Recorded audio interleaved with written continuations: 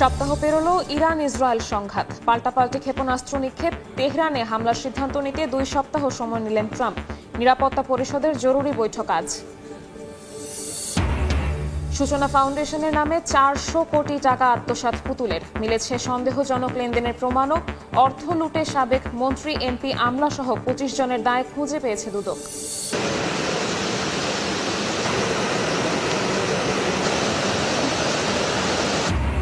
পুরনো ক্ষত না শুকাতেই ফেনীতে ফের বন্যা আতঙ্ক। উজানের ঢলে মুহুরী নদীর বাঁধ ভেঙে লোকালয়ে পানি, প্লাবিত গ্রামের পর গ্রাম। পানি উন্নয়ন বোর্ডের দায়সারা কাজ নিয়ে প্রশ্ন। এবং ছুটির দিনে বাজারে উত্তাপ, সপ্তাহ ব্যবধানে ব্রয়লার মুরগির কেজিতে বেড়েছে 10 টাকা। ভরা মৌসুমে বাড়তি চালের দামও। বৃষ্টির অজুহাতে স্বস্তি নেই সবজিতে। সপ্তাহ পেরোলো ইসরায়েল ইরান সংঘাত। 8ম দিনের মতো পাল্টাপাল্টি হামলা চালিয়েছে দেশ দুটি। শুক্রবার সকালে তেল আবিবের দক্ষিণে বেরশেবা শহরে আঘাত হানে ইরানের ছোড়া ক্ষেপণাস্ত্র। চলমান সংঘাতে যুক্তরাষ্ট্র অংশ নেবে কিনা এ বিষয়ে 2 সপ্তাহের মধ্যে সিদ্ধান্ত নেবেন প্রেসিডেন্ট ডোনাল্ড ট্রাম্প। জবাবে তেহরান হুঁশিয়ারি দিয়ে বলেছে, ওয়াশিংটন সংঘাতে যোগ দিলে নরকে পরিণত হবে পুরো অঞ্চল। এদিকে চলমান সংকট সমাধানে আজ জরুরি বৈঠকে বসছে জাতিসংঘ নিরাপত্তা পরিষদ। স্থানীয় সময় শুক্রবার সকালে একের পর এক ক্ষেপণাস্ত্র নিক্ষেপ করে ইরান। অল্প সময় পরই আকাশ প্রতিরক্ষা ব্যবস্থা ফাঁকি দিয়ে আঘাত হানে ইসরায়েলে। নেতানিয়াহু প্রশাসন জানায়, দক্ষিণাঞ্চলীয় বেরশেবা শহরে আঘাত এনেছে ইরানের মিসাইল। এ ঘটনায় বেশ কয়েকজন আহত হয়েছেন। স্থানীয়দের মধ্যে দেখা দেয় আতঙ্ক, উদ্বেগ। ইসরায়েলি গণমাধ্যম জানায়, ইরানি ক্ষেপণাস্ত্র বিমান প্রতিরক্ষা ব্যবস্থার মাধ্যমে প্রতিহত করা সম্ভব হয়নি, সরাসরি লক্ষ্যবস্তুতে আঘাত এনেছে। এর আগে রাতভর ইরানের বিভিন্ন স্থাপনায় হামলা চালায় ইসরায়েলি বাহিনী। ইরানের অভ্যন্তরীণ নিরাপত্তা শাখার বিশেষ বাহিনীর সদর দপ্তর, সম্প্রচার কেন্দ্র ও গুরুত্বপূর্ণ ভবনে চালানো হয় আক্রমণ। ইসরায়েলের প্রধানমন্ত্রী বিনিয়ামিন নেতানিয়াহু বলেছেন, ইরানের নেতৃত্বের পরিবর্তন তাদের হামলা লক্ষ্য নয়, দেশটির পরমাণু ও ব্যালিস্টিক কর্মসূচি ধ্বংস করাই মূল উদ্দেশ্য। ইরানের শাসন ব্যবস্থা বদলানো কিংবা পতনের বিষয়টি পুরোপুরি দেশটির জনগণের উপর নির্ভর করছে, যে কারণে আমরা এটা লক্ষ্য হিসেবে ঠিক করিনি। ইরানের সব পারমাণবিক কেন্দ্র ধ্বংস করাই আমাদের লক্ষ্য। এদিকে ইরানে হামলা চালানোর বিষয়ে 2 সপ্তাহের মধ্যে চূড়ান্ত সিদ্ধান্ত জানাবেন মার্কিন প্রেসিডেন্ট ডোনাল্ড ট্রাম্প। বৃহস্পতিবার এক সংবাদ সম্মেলনে একথা জানিয়েছেন হোয়াইট হাউসের মুখপাত্র। যুক্তরাষ্ট্র ইসরায়েলের হামলায় যোগ দিলে পুরো অঞ্চলে নরক নেমে আসবে বলে হুঁশিয়ারি দিয়েছেন ইরানের উপপররাষ্ট্রমন্ত্রী সাইদ খতিবজাদে। বিবিসিকে দেয়া এক সাক্ষাৎকারে তিনি বলেন, এটি যুক্তরাষ্ট্রের যুদ্ধ নয়। ইরান ইসরায়েল চলমান সংকট সমাধানে নিউ ইয়র্কের স্থানীয় সময় শুক্রবার সকালে জাতিসংঘ নিরাপত্তা পরিষদে জরুরি বৈঠক অনুষ্ঠিত হবে। অন্যদিকে নিজেদের পরমাণু প্রকল্প ও সংঘাত নিয়ে ফ্রান্স, জার্মানি, ব্রিটেন এবং ইউরোপীয় ইউনিয়নের সঙ্গে আলোচনায় বসতে যাচ্ছেন ইরানের পররাষ্ট্রমন্ত্রী সৈয়দ আব্বাস আরাকচি। সুইজারল্যান্ডের রাজধানী জেনেভায় হবে এই বৈঠক। রাহনুল রানা, সময় সংবাদ। ইসরায়েল ইরান সংঘাত নিয়ে মার্কিন প্রেসিডেন্ট ট্রাম্পকে সংযত হওয়ার আহ্বান জানিয়েছেন ব্রিটিশ প্রধানমন্ত্রী কিয়ার স্টারমার। মার্কিন হস্তক্ষেপ পরিস্থিতিকে আরও ভয়াবহ করে তুলবে বলে সতর্ক করেছে রাশিয়া। ইসরায়েলকে মধ্যপ্রাচ্যের ক্যান্সার হিসেবে আখ্যা দিয়ে ইরানে চালানো সাম্প্রতিক হামলার নিন্দা জানিয়েছে উত্তর কোরিয়া। বিশেষজ্ঞরা বলছেন, প্রত্যক্ষভাবে না হলেও আকার ইঙ্গিতে ইরানকে সমর্থনের বার্তা দিয়েছে বিশ্বের বিভিন্ন দেশ। আর ইসরায়েলকে নগ্ন সমর্থন দেয়া যুক্তরাষ্ট্র ইরানে সামরিক হামলার পরিকল্পনা করছে বলেও আশঙ্কা তাদের। যতই দিন যাচ্ছে ততই তীব্র হচ্ছে ইরান ইসরায়েল সংঘাত। চলমান উত্তেজনায় প্রাণহানি বাড়তে থাকলেও পিছপা না হওয়ায় দৃঢ় প্রতিজ্ঞাবদ্ধ ইরানের সর্বোচ্চ ধর্মীয় নেতা আয়াতুল্লাহ আলী খামেনি। আর নিজেদের লক্ষ্যে পৌঁছানোর জন্য বদ্ধপরিকর নেতানিয়াহু প্রশাসন। তেহরান তেল আবিব সংঘাত নিয়ে বিশ্ব পরাশক্তির কার কি ভূমিকা তা নিয়ে প্রশ্ন উঠছে আন্তর্জাতিক মহলে। চলমান সংঘাতে ট্রাম্পকে সংযত হওয়ার আহ্বান জানিয়েছেন ব্রিটিশ প্রধানমন্ত্রী কিয়ার স্টারমার। স্থানীয় সময় বৃহস্পতিবার এক বিবৃতিতে তিনি বলেন, সংঘাত আরও বেড়ে যাওয়ার প্রকৃত ঝুঁকি রয়েছে। সব পক্ষকে কূটনৈতিক সমাধানের পথ খোঁজারও আহ্বান স্টারমারের। ইসরায়েলকে সামরিক সহায়তা বন্ধে প্রেসিডেন্ট ট্রাম্পের প্রতি আহ্বান জানিয়েছে মার্কিন ইহুদি সংগঠন Jewish voice for piece, JVP. তারা জানায়, যুক্তরাষ্ট্রের পক্ষপাতদুষ্ট সামরিক সহায়তায় ইসরায়েল সরকার মধ্যপ্রাচ্যে যুদ্ধাপরাধের প্রশ্রয় পাচ্ছে। তেহরান তেল আবিবের মধ্যে উত্তেজনা চরমে পৌঁছালেও সেই সংঘাতে যুক্তরাষ্ট্রের হস্তক্ষেপ পরিস্থিতিকে আরো ভয়াবহ করে তুলবে বলে হুঁশিয়ারি দিয়েছে রাশিয়া। রুশ প্রেসিডেন্ট ভ্লাদিমির পুতিনের মুখপাত্র দিমিত্রি পেসকভ এক বিবৃতিতে বলেন, মার্কিন হস্তক্ষেপ আরেকটি ভয়াবহ উত্তেজনার সিঁড়ি তৈরি করবে। এরই মধ্যে ইসরায়েলকে মধ্যপ্রাচ্যের ক্যান্সার আখ্যা দিয়ে ইরানে চালানো সাম্প্রতিক হামলার তীব্র নিন্দা জানিয়েছে উত্তর কোরিয়া। এ বিষয়ে দেশটির পররাষ্ট্র মন্ত্রণালয়ের মুখপাত্র বলেন, ইসরায়েলি হামলায় বেসামরিক নাগরিক হত্যা মানবতার বিরুদ্ধে এক ক্ষমাহীন অপরাধ। দুই দেশের মধ্যে চলমান উত্তেজনার পরিপ্রেক্ষিতে অবিলম্বে যুদ্ধবিরতি চেয়ে জাতিসংঘ নিরাপত্তা পরিষদকে পদক্ষেপ নেওয়ার আহ্বান জানিয়েছে সংস্থাটিতে নিযুক্ত চীনের স্থায়ী প্রতিনিধি ফু কং।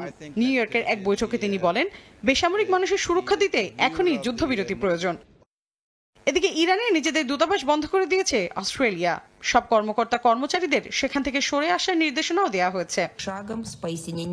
বিশেষজ্ঞরা বলছেন, প্রত্যক্ষভাবে না হলেও আকার ইঙ্গিতে ইরানের পাশে থাকার বার্তা দিয়েছে রাশিয়া, চীন ও উত্তর কোরিয়া। দোদুল্যমান অবস্থায় রয়েছে যুক্তরাজ্য। আর ইসরায়েলকে নগ্ন সমর্থন দিয়ে যুক্তরাষ্ট্র বরাবরই দেশটির ঘনিষ্ঠ মিত্র। তাদের সঙ্গে মিলে হয়তো ইরানের সামরিক হামলার পরিকল্পনা করছে ওয়াশিংটন। এদিকে ইরানে ইসরায়েলি হামলার প্রতিবাদে ক্ষোভে ফুঁসছে বিভিন্ন দেশ। বৃহস্পতিবার ভেনেজুয়েলার কারাকাসে বিক্ষোভ করেছেন দেশটির প্রেসিডেন্ট নিকোলাস মাদুরোর সমর্থকরা। সংঘাতে যুক্তরাষ্ট্রের সম্পৃক্ততার অভিযোগ তুলে রাস্তায় নেমেছেন লস অ্যাঞ্জেলেসের বাসিন্দারাও। তেহরানে দ্রুত হামলা বন্ধের দাবি জানান তারা।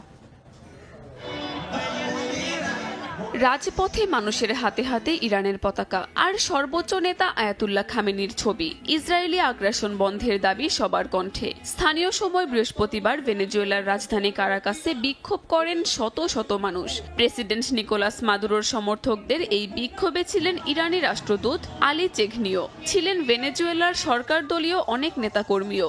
দ্রুত ইরানে হামলা বন্ধের দাবি তাদের। ইরান দেখিয়ে দিয়েছে তেল আবিব অজেয় নয়। আমরা ইরানকে সাধুবাদ জানাই। তাদের আত্মরক্ষার অধিকারকে আমরা সমর্থন করি। এদিকে ইরান ইসরায়েল যুদ্ধে যুক্তরাষ্ট্রের সম্পৃক্ততার অভিযোগ তুলে রাস্তায় নেমেছেন লস অ্যাঞ্জেলেসের বাসিন্দারাও। ট্রাম্পের নানা পদক্ষেপেরও সমালোচনা করেন তারা। বিক্ষোভে অংশ নেন যুক্তরাষ্ট্রে বসবাসরত ইরানের নাগরিকেরাও। ওয়াশিংটন ভিত্তিক একটি ইরানি মানবাধিকার দলের দাবি, ইসরায়েলি হামলায় ইরানে 250-র বেশি সাধারণ মানুষ সহ প্রাণ হারিয়েছেন অন্তত 600 জন, আহত হাজারেরও বেশি। এবার অন্য প্রসঙ্গ। পুরনো ক্ষত না শুকাতেই ফেনীতে ফের বন্যা আতঙ্ক। উজানের ঢলে মুহুরী নদীর বাঁধ ভেঙে লোকালয়ে ঢুকছে পানি। ডুবছে গ্রামের পর গ্রাম, ভেসে গেছে পুকুরের মাছ। স্থানীয়রা বলছেন, নকশা অনুযায়ী কাজ না হওয়ায় বাঁধটি আশীর্বাদ না হয়ে পরিণত হয়েছে অভিশাপে। পানি উন্নয়ন বোর্ড বলছে, স্থায়ী সমাধানে প্রায় 750 কোটি টাকা ব্যয়ে মুহুরী বাঁধ পুনর্নির্মাণের একটি প্রকল্প অনুমোদনের অপেক্ষায় রয়েছে। উজানের ঢলে ভেঙেছে বাঁধ, লোকালয়ে ঢুকছে পানি, ডুবছে গ্রামের পর গ্রাম। বর্ষা এলেই আতঙ্কে দিন কাটে ফেনীর উত্তরের মুহুরী, কহুয়া ও সিলোনিয়া নদী পাড়ের বাসিন্দাদের। উজানের পাহাড়ি ঢল প্রতি বছরই নিঃস্ব করে তাদের। এবছরও তার ব্যতিক্রম হয়নি। বৃহস্পতিবার ফুলগাজীর উত্তর বড়াইয়া বাঁধ ভেঙে প্লাবিত হয়েছে অন্তত 6টি গ্রাম। স্থানীয়রা বলছেন, নকশা অনুযায়ী নদীর গড় প্রশস্ততা 100 মিটার করে ভূমি নিশ্চিত করা যায়নি। এতে পাহাড়ি ঢলের বাড়তি পানি ধরে রাখা সম্ভব হচ্ছে না। এছাড়া বাঁধ সংস্কারে নেওয়া হয়নি প্রয়োজনীয় পদক্ষেপ। এতে বাঁধটি আশীর্বাদ না হয়ে পরিণত হয়েছে অভিশাপে।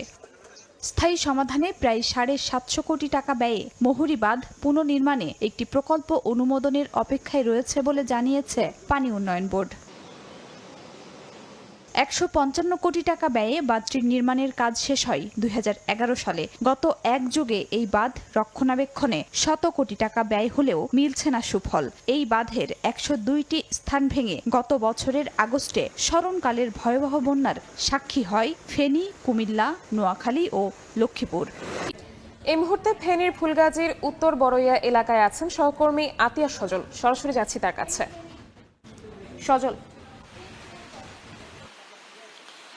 গতকাল রাত 10টার দিকে ফেনীর ফুলগাজীর যে মুহুরী নদীর বাঁধ রয়েছে উত্তর বয়া নামক সেই বাঁধের স্থানে যে ভেঙেছিল, সেই ভাঙা স্থান দিয়ে কিন্তু লোকালয়ে যে পানি প্রবেশ সেটি কিন্তু অব্যাহত রয়েছে এখন পর্যন্ত সবশেষ 6 থেকে 7টি গ্রাম এই বাঁধের ভাঙ্গা অংশ দিয়ে পানি ঢুকে প্লাবিত হয়েছে। আপনাকে যদি বলি এখন স্বস্তির বিষয় হচ্ছে মাঠে কোনো ধরনের ফসল নেই, যার কারণে ফসলের ক্ষতিটি তেমন হয়নি। তবে এইসব 5-6টি গ্রামের কয়েকশো পুকুরের মাছ কিন্তু তলিয়ে গিয়ে ভেসে গিয়েছে এবং আশেপাশের কিছু খামার ছিল, মুরগির খামার, সেখানে পানি ঢুকে বেশ কিছু খামারই ক্ষতিগ্রস্ত হয়েছে এবং অনেকগুলো বাড়িতে বা এই সকল গ্রামের অধিকাংশ ঘরে পানি উঠেছে, তাদের রান্না করতে কষ্ট হচ্ছে এবং তারা শুকনো খাবার খাচ্ছে। কেউ পাশের বাড়ি অথবা দূরের আত্মীয় স্বজনের বাড়িতে বা উঁচু স্থানে আশ্রয় নিয়েছে এবং এই যে পানি প্রবেশ সেটি কিন্তু অব্যাহত রয়েছে। পানি উন্নয়ন বোর্ড যেটা বলছে, ফেনীর মুহুরী নদীর পানির বিপদসীমার কাছাকাছি আসার আগেই মূলত গতকাল এই বাঁধের ভাঙন দেখা দিয়েছে এবং স্থানীয়রা যেটা বলছে প্রতি বছর একাধিকবার এই যে মুহুরী, কহুয়া এবং সিলোনিয়া নদীর দুতীরে 122 কিলোমিটার বাঁধ রয়েছে, সে বাঁধটি শুরুতেই কিন্তু ত্রুটিপূর্ণভাবে নির্মিত হয়েছিল। বাঁধের যেগুলো নির্মিত হয়েছিল নদীর খুব কাছাকাছি, যার কারণে এই সব নদীতে পানি বাড়লেই কিন্তু বাঁধেই সরাসরি আঘাত হানে এবং এ সকল বাঁধ সারা বছর পানি উন্নয়ন বোর্ড কর্তৃক সংস্কার হয় না। নদীর বিভিন্ন অংশে ঝোপঝাড়ে পরিপূর্ণ থাকে, সেগুলো সংস্কার হয় না, যার কারণে কিন্তু বাঁধে যদি ভারতীয় থেকে উজানের পানি এবং বাংলাদেশ অংশে যদি টানা বৃষ্টি থাকে, পানি বাড়লেই কিন্তু বাঁধ ভেঙে যায় এবং বছরের একাধিকবার বাঁধ ভেঙে এভাবে একাধিকবার বন্যার কবলে পড়তে হয়। পানি উন্নয়ন বোর্ড যেটা বলছে, গড়ির যে এই নদীর যে গড় প্রশস্ততা থাকার কথা 100 মিটার, সেটি কিন্তু কোথাও 20 মিটার 25 মিটারে গিয়ে ঠেকেছে। যদি এই নদীর গড় প্রশস্ততা 100 মিটারের বেশি বা কাছাকাছি না করা যায়, এই বাঁধকে যদি সেই পরিমাণ দূরত্বে না সরানো যায়, তাহলে এটি স্থায়ী সমাধান করা কোনোভাবেই সম্ভব নয় বলে পানি উন্নয়ন বোর্ড বলছে।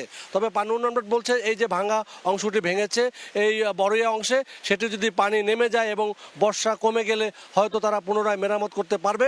আপনাকে বলি, এই নদীর যে বাঁধ দুতীরে প্রতি বছর কিন্তু ভাঙে। গত বছর আগস্টে কিন্তু 102টি স্থানে ভেঙেছিল। 102টি স্থানে ভাঙার কারণে কিন্তু ভয়াবহ বন্যার কবলে পড়েছিল। সেই বন্যায় কিন্তু শুধু ফেনী নয়, নোয়াখালী, লক্ষ্মীপুর, কুমিল্লার বিস্তীর্ণ জনপদ ক্ষতিগ্রস্ত হয়েছিল এবং সেই স্মরণকালের ভয়ে কিন্তু ভয়াবহ বন্যায় এখানে কিন্তু শত শত কোটি টাকার ক্ষতি হয়েছিল এবং 35 জনের মতো প্রাণ এই বন্যায় মৃত্যুবরণ করেছিল। সব মিলিয়ে কিন্তু যেটা বলছি আপনাকে, যে পানি উন্নয়ন বোর্ড যে আশ্বাস দেয় প্রতি বছর প্রায় 750 কোটি টাকা প্রকল্পের একটি ব্যয় নিয়েছে, সেটি কিন্তু আলোচনায় করছে, আশ্বাস দিচ্ছে, কিন্তু সেটি বাস্তবায়ন হচ্ছে না। এ সকল জিনিস যদি বাস্তবায়ন না হয়, তাহলে কিন্তু এভাবে প্রতি বছর একাধিকবার বন্যার কবলে পড়ে যে ক্ষতির ধারাবাহিকতা সেটি কিন্তু অব্যাহত থাকবে। এখানকার মানুষজন কোনো ত্রাণ চায় না, তারা চায় ফেনীর মুহুরী, কহুয়া, সিলোনিয়া নদীর দুতীরে যে 122 কিলোমিটার বন্যা নিয়ন্ত্রণ বাঁধ রয়েছে, সেই বাঁধ ভাঙার স্থায়ী সমাধান। ফেনী থেকে সরাসরি যুক্ত হয়েছিলেন সহকর্মী আতিয়া সজল। প্রতিবন্ধীদের সহায়তার নামে সূচনা ফাউন্ডেশন খুলে শেখ হাসিনা কন্যা সাইমা ওয়াজেদ পুতুল 450 কোটি টাকা আত্মসাৎ করেছেন। একই সঙ্গে 930 কোটি টাকার বেশি সন্দেহজনক লেনদেনের প্রমাণ পেয়েছে দুদক। এর অর্থ লোপাটের সহযোগী হিসেবে সাবেক মন্ত্রী, এমপি, আমলাসহ 25 জনের দায় খুঁজে পেয়েছে সংস্থাটি। গেল জানুয়ারিতে সাইমা ওয়াজেদ পুতুলের প্রতিষ্ঠিত সূচনা ফাউন্ডেশনের খোঁজে ধানমন্ডির 5 নম্বর রোডে অবস্থিত সুধা সদনে অভিযান চালায় দুদক। এই বাড়িটি সহ সূচনা ফাউন্ডেশনের বেশ কয়েকটি ঠিকানা ব্যবহার করলেও কোনোটিতে অস্তিত্ব খুঁজে পায়নি তারা।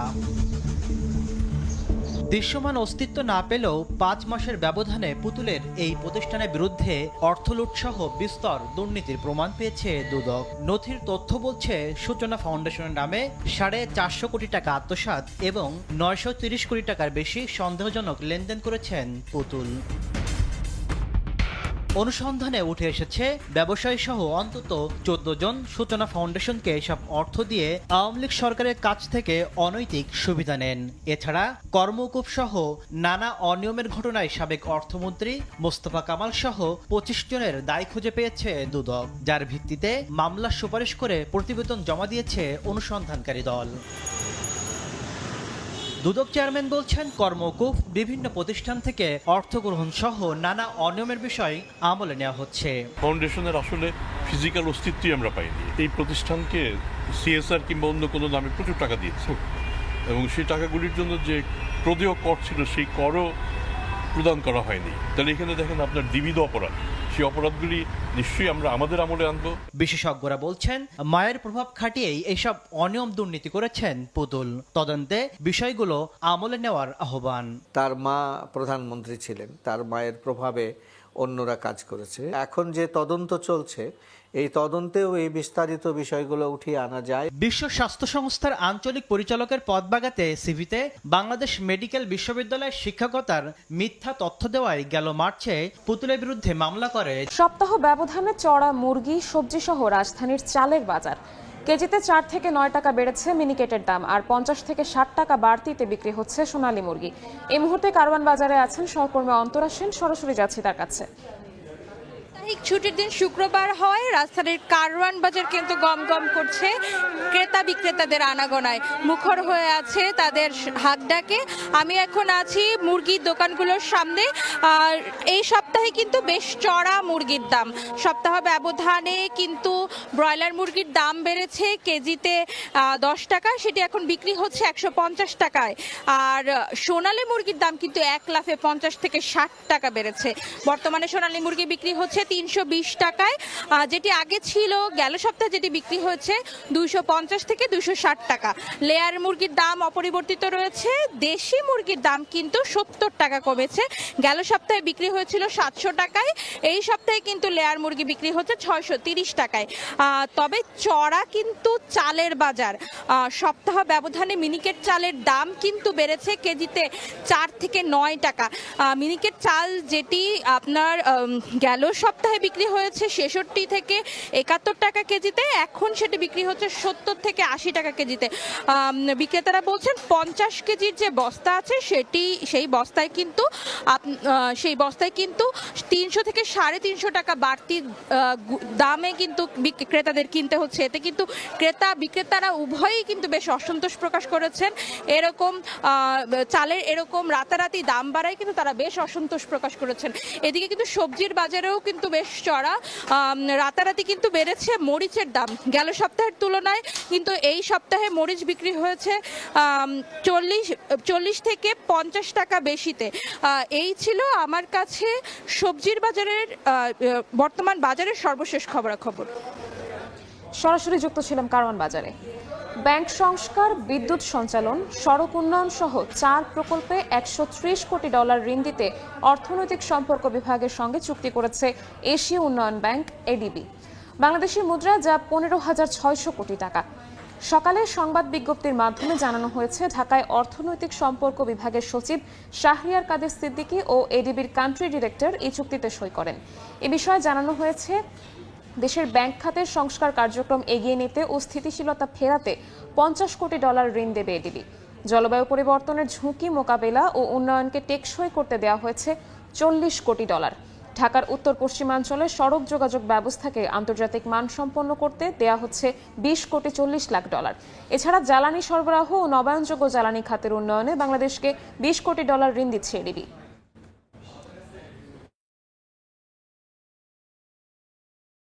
যতবার খুশি ততবার নয়, শুল্ক দিয়ে বিদেশ থেকে বছরে মাত্র একবার একটি স্বর্ণের বার আনতে পারবেন জল ও আকাশপথের যাত্রীরা। বিনা শুল্কে 100 গ্রাম স্বর্ণালংকার আনার সুযোগ পাবেন বছরে একবারই। এমন বিধান রেখেই পরিবর্তন আনা হয়েছে ব্যাগেজ রুলস বিধিমালায়। এমন কড়াকড়িতে দেশের স্বর্ণবাজারে দাম বৃদ্ধির আশঙ্কা করছে জুয়েলারি ব্যবসায়ীদের শীর্ষ সংগঠন বাজুস। বিস্তারিত অন্তরা সেনের রিপোর্টে। অলংকার হিসেবে প্রাচীনকাল থেকেই নিজের কদর ধরে রেখেছে মূল্যবান ধাতু স্বর্ণ, আর নিরাপদ বিনিয়োগের মাধ্যম হওয়ায় বর্তমানে বাড়ছে এর দাম ও চাহিদা। উচ্চ মূল্যের কারণে দেশের স্বর্ণ ব্যবসায় পড়েছে মন্দাভাব। স্বর্ণের বাজারে ব্যবসা খুবই ধস নেমে গেছে, যে হারে দাম বাড়ছে। শখের বসে যারা কেনাকাটা করতো ওই কেনাকাটাটা একটু কমে গেছে আগের তুলনায়। এখন গোল্ডটা একটা অভিজাত শ্রেণীর জন্য নির্ধারিত হয়ে গেছে। সব শ্রেণীর জন্য হলে আমাদের ব্যবসাও ভালো থাকতো, সব শ্রেণীর মানুষ কিনতে পারতো। বাংলাদেশে এই মূল্যবান ধাতুর চাহিদা কত? সঠিক কোনো তথ্য না থাকলেও ব্যবসায়ীদের দাবি বছরে প্রায় 20 থেকে 40 মেট্রিক টনের চাহিদা রয়েছে স্বর্ণবাজারে। এই চাহিদার 10% পূরণ হয় পুরানো অলংকার বিনিময়ের মাধ্যমে। বাকিটুকু মেটাতে বিমান যাত্রীদের মাধ্যমে আসা স্বর্ণই একমাত্র ভরসা। কারণ অনুমতি দেওয়ার পরও নানা জটিলতায় মূল্যবান এই ধাতুর আমদানি করেন না তারা। এবার ব্যাগেজ রুলসে কড়াকড়ি আরোপ করেছে সরকার। নতুন বিধিমালায় আকাশপথে বছরে মাত্র একবার কোনো যাত্রী 50,000 শুল্ক দিয়ে 117 গ্রাম বা 10 ভরি ওজনের স্বর্ণের বার আনতে পারবেন। আগে 40,000 টাকা শুল্ক দিয়ে আনতে পারতেন যতবার খুশি ততবার। 2023 সালের জুলাইয়ের আগে 20,000 টাকা শুল্ক দিয়ে প্রতিবারে আনা যেত 2টি বার বা 234 গ্রাম ওজনের স্বর্ণ। কড়াকড়ি আরোপ করা হয়েছে স্বর্ণালঙ্কার আনার ক্ষেত্রেও। আগে একজন যাত্রী একাধিকবার 100 গ্রাম ওজনের গহনা বিনা শুল্কে আনতে পারতেন। নতুন নিয়মে সেই সুযোগ মিলবে বছরে মাত্র একবার। যেটুকু ডিমান্ড আছে সেই ডিমান্ডে তো আপনাকে সাপ্লাই থাকতে হবে। লোকাল বাজারে যেই গোল্ডটা পাওয়া যায় তার থেকে বেশি পড়ে যায়। তো বেশি দামে কিনে কম দামে বিক্রি করা তো বিজনেস না। বিজনেস হলো কম দামে কিনে বেশি দামে বিক্রি করা। অস্থিতিশীল ব্যাপারটা, এইটার জন্য আমাদের যে মনিটরিং বা আমাদের যে বৈষম্য, এই বিষয়টা কে দেখবেন, জাজ করবেন কে? এমন পরিস্থিতিতে দেশের স্বর্ণের যে চাহিদা আছে তা মেটাতে চোরাচালান বাড়ার আশঙ্কা করা হচ্ছে। এ অবস্থায় সীমান্তে নজরদারি বাড়ানোর পরামর্শ দিচ্ছেন অর্থনীতিবিদরা। এমনিতেই বৈধ পথে আমদানি নেই, অন্যদিকে এই যে ব্যাগেজের যে কড়াকড়ি অবস্থায় এই কড়াকড়িগুলো আসলে এই পুরো ইন্ডাস্ট্রিতে এখানে কর্মসংস্থান আছে, এখানে তো অনেকেই ব্যবসা করছেন, তো এগুলা কিন্তু আরও চাপের মধ্যে পড়ে যাচ্ছে। জুয়েলারি ইন্ডাস্ট্রিতে মূলত এই লাগেজের মাধ্যমে যে স্বর্ণটা আসে সেটাই ব্যবহার করা হয় এবং দেশের ভিতরে কিছু রিসাইক্লিং হয় এবং সেটা দিয়ে আসলে জুয়েলারি ইন্ডাস্ট্রি কাজ করে। তো এই জায়গাটাতে আমি মনে করি যতটা সহজ নীতিমালা প্রণয়ন করা যায় সেটি সবচেয়ে ভালো। ঢাকা কাস্টমসের তথ্য 2023 সালে শুধু ঢাকা হযরত শাহজালাল আন্তর্জাতিক বিমানবন্দর দিয়ে ব্যাগেজ রুলসের আওতায় 31.5 টন ও 2022 সালে এসেছে প্রায় 36 টন স্বর্ণ।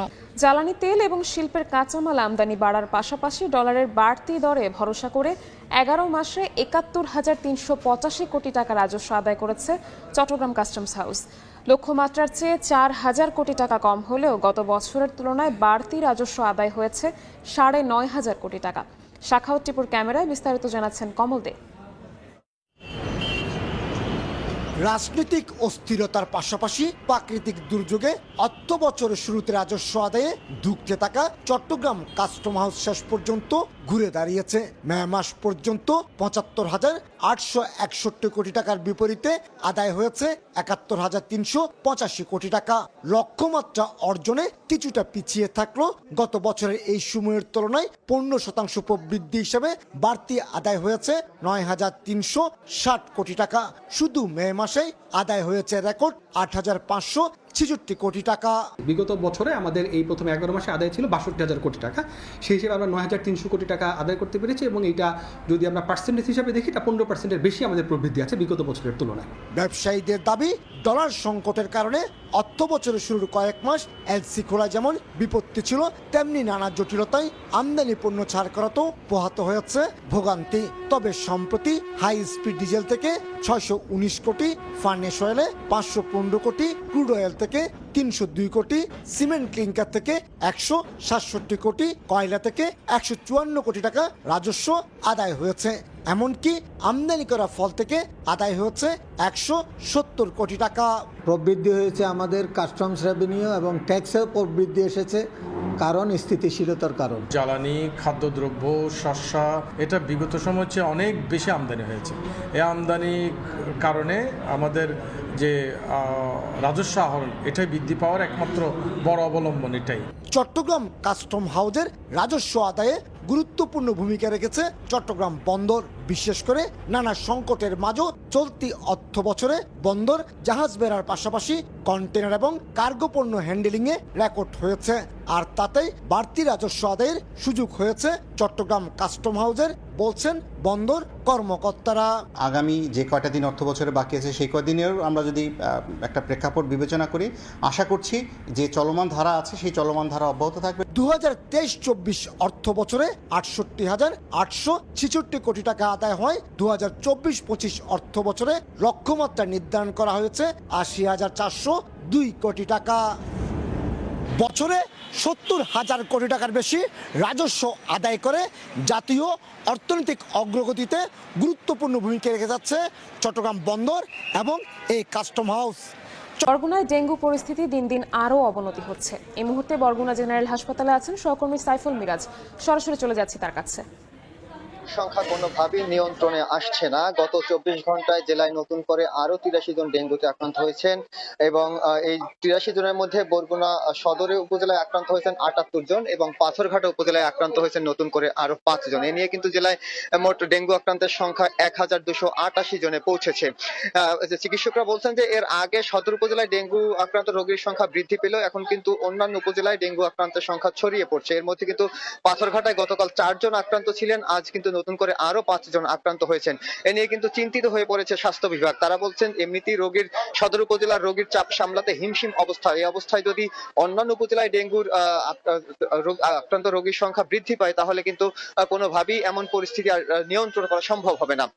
এদিকে বরগুনায় কিন্তু ডেঙ্গুর আক্রান্ত রোগীর সংখ্যা বৃদ্ধি পাওয়ার কারণ অনুসন্ধানে গত 5 দিন ধরে বরগুনায় IEDCR এর একটি প্রতিনিধি দল কাজ করছে। তারা আমাদেরকে জানিয়েছেন যে বরগুনায় ঘরে ঘরে ডেঙ্গু আক্রান্ত রোগীর সংখ্যা শনাক্ত হওয়ার অন্যতম কারণ হিসেবে তারা উল্লেখ করেছেন যে এখানে প্রতিটি বাড়িতে বৃষ্টির পানি মজুত করে রাখা হয় এবং এই বৃষ্টির পানি তারা পরিবর্তন করে না। এর ফলে কিন্তু প্রতিটি বাড়িতেই এডিস মশার লার্ভা তারা পেয়েছেন এবং এর ফলে কিন্তু ঘরে ঘরে ডেঙ্গু আক্রান্ত সংখ্যা আরো বৃদ্ধি পেয়েছে। তো এই ছিল বরগুনা থেকে আমার কাছে সবশেষ। সরাসরি যুক্ত ছিলাম বরগুনাতে।